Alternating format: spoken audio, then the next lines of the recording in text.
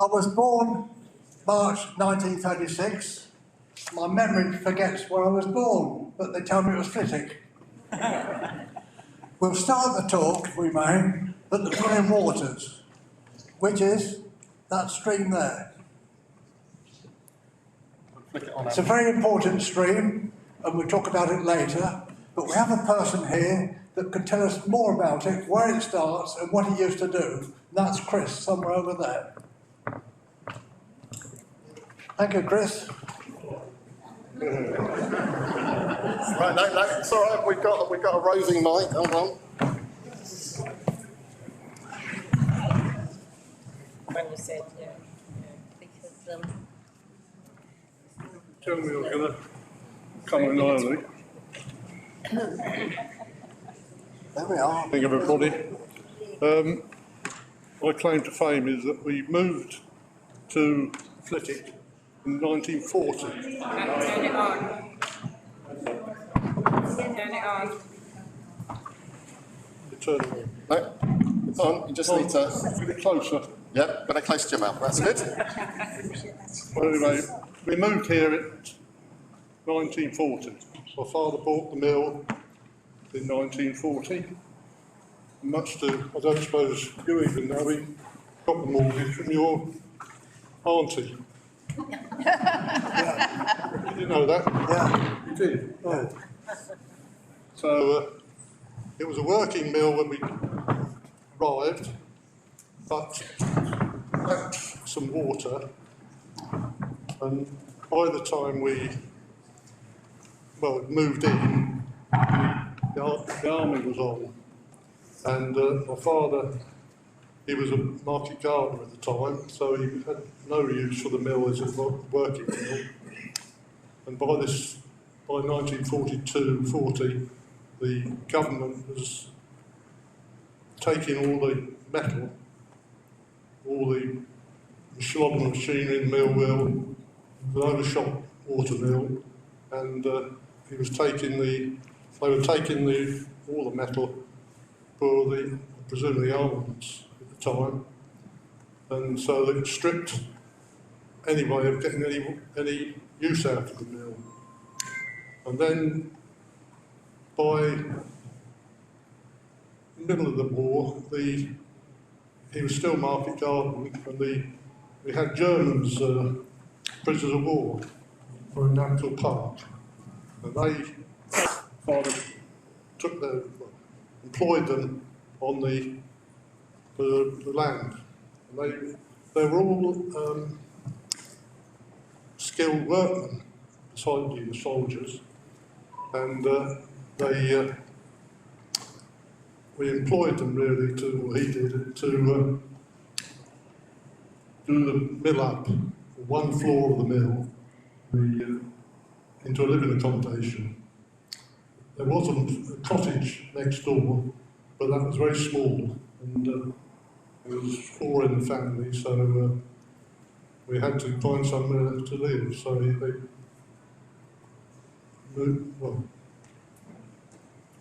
cleared all the second floor and turned it into living accommodation.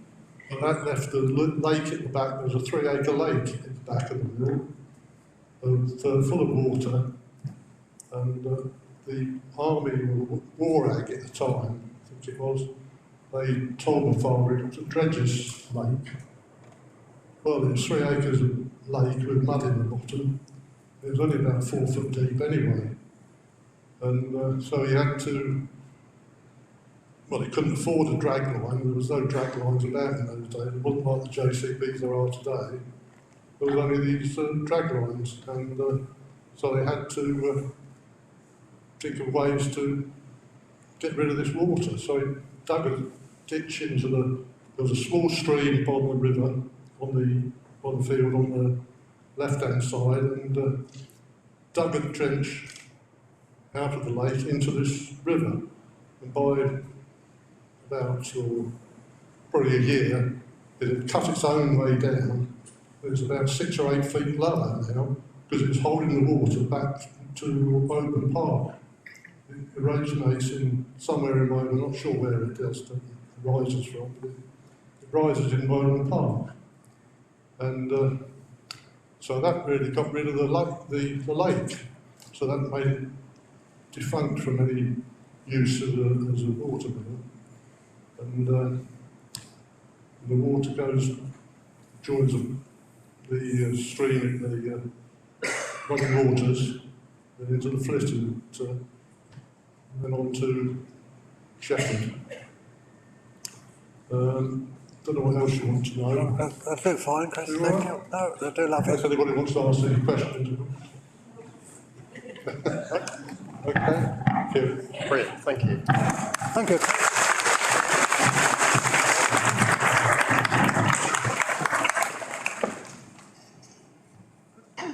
So we start our walk, what is now a roundabout, by the 101 garage. On the right-hand side was a livestock haulier called Alan Sam. He immigrated to Australia. A little bit farther up the road, the garage, which is now the Shell petrol station. They didn't sell petrol. It was owned by the Vass brothers. They did cars, bikes, and lorry repairs. A little bit farther along the road, on the right-hand side, there was a bungalow. And a lady called Chris Monk lived in this bungalow, and that was a sweet shop. On the way walking to the Zanita Picture House in Amptill, with our pennies, we'd call in there and buy some sweets. The Picture House in Amptill was called the Zanita, and it's where the multi-storey car stores is now. The films we used to see was Trigger and his horse, and the Pathy News. So we walk a bit farther along. On the left-hand side, we come to Maeve's the Baker's, fresh bread every day. Another few yards farther on, and we came to Ronald Hawkes, the printer. If you had a wedding, or you had a whist drive, you go to him for the tickets and the brochures. And we have his daughter here today, and I think we'd like to say a few words more. Sorry, I've got Sorry, whereabouts are you now? where's the Princess Alice? She'll tell you where it is. I'm printing, 76 Hampton Road, Flitwick. My father started the business in 1934 at 55 Hampton Road. He had a little darning machine and a jumbled set of type, and he did little printing for people around Flitwick. He got enlisted out of the RAF, not the RAF, Navy, and married my mum in 1943, and they both moved over to 76 Hampton Road, where my works is behind the house. Now I was brought up there. I still live in 76 Hampton Road. I only moved over to my granddad's house at 55 for a few years, but then I moved back because of the business behind the house.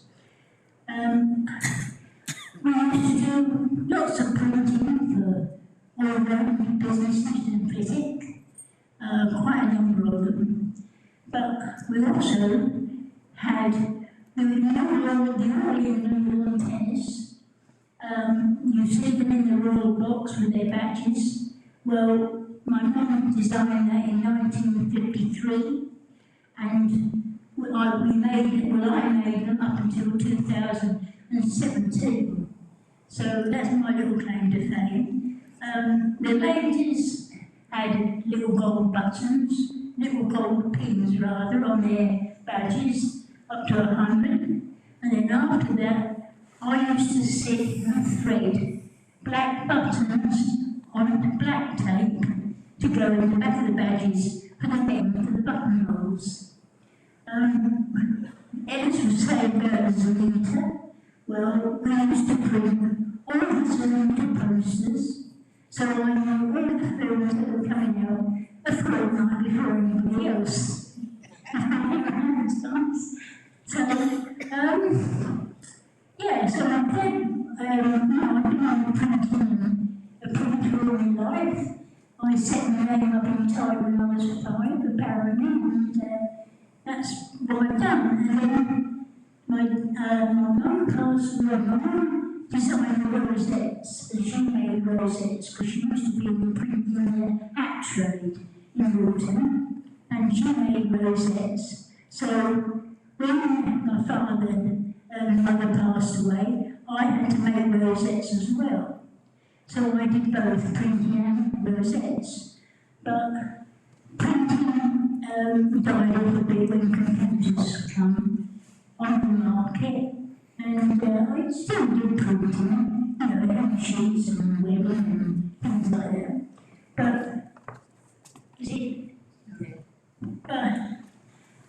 But the rosettes, they went all over the country. So I did them, and they were all handmade. I made absolutely thousands. They were all handmade. But anyway, then I retired because I wasn't in very good health. So I retired in 2019. But apart from that, that's been my life. I've been a printer all my life.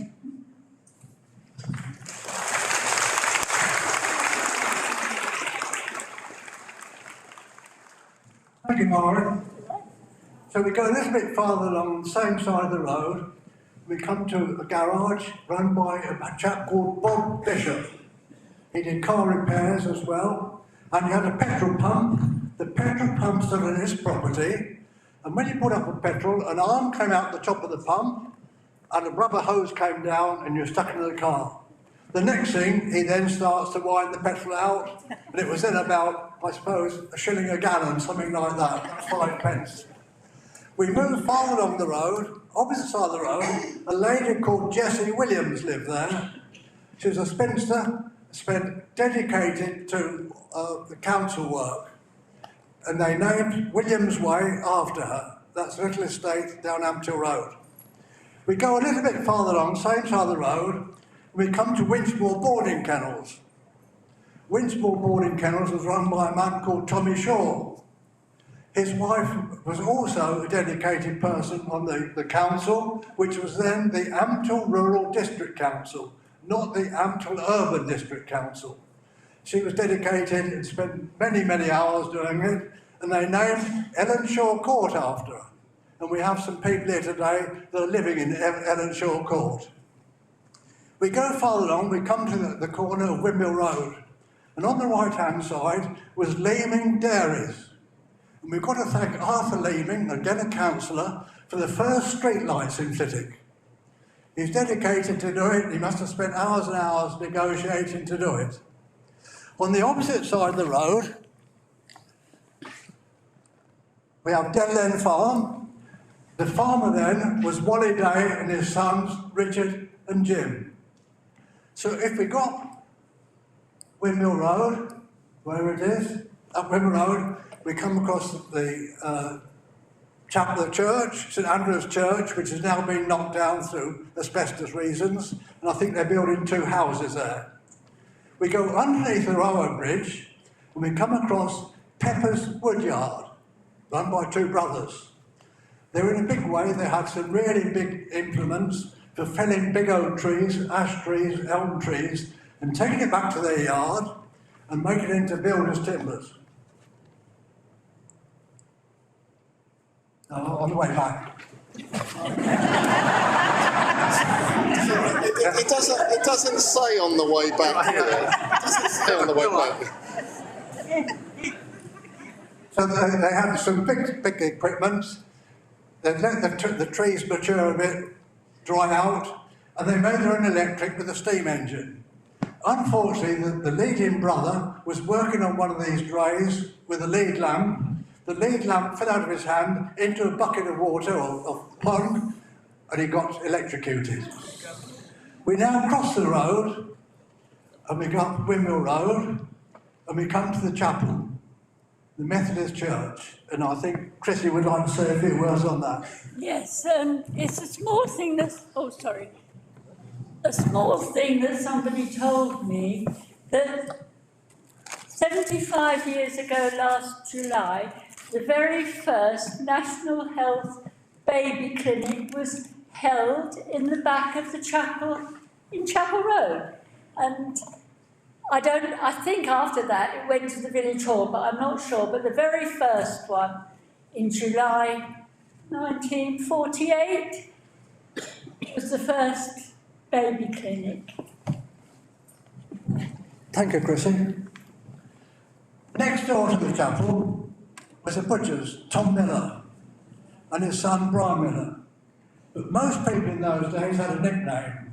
His son wasn't called Brian, it was Butch. We come down to the corner of Windmill Road and Chapel Road, and there was a grocer's. In those days, you couldn't buy tea bags. You bought a quarter of tea, you bought whatever you wanted, it was all loose. When you came to buy a piece of cheese would come up on the counter. At one end of the counter would anchored a piece of copper wire. End of the copper wire was a wooden handle, and you had it cut off what you wanted. The next thing, once you got it, with a bit of help of saliva, out came the paper, you wrapped up the cheese. Youngers won't believe this, but that is fact. Bit of saliva, business paper, up comes the cheese. The same thing with bacon. If you wanted some bacon, a big piece of bacon came out, and how thick would you like it?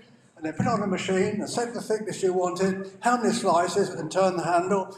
Out come the saliva again, and out come the bacon.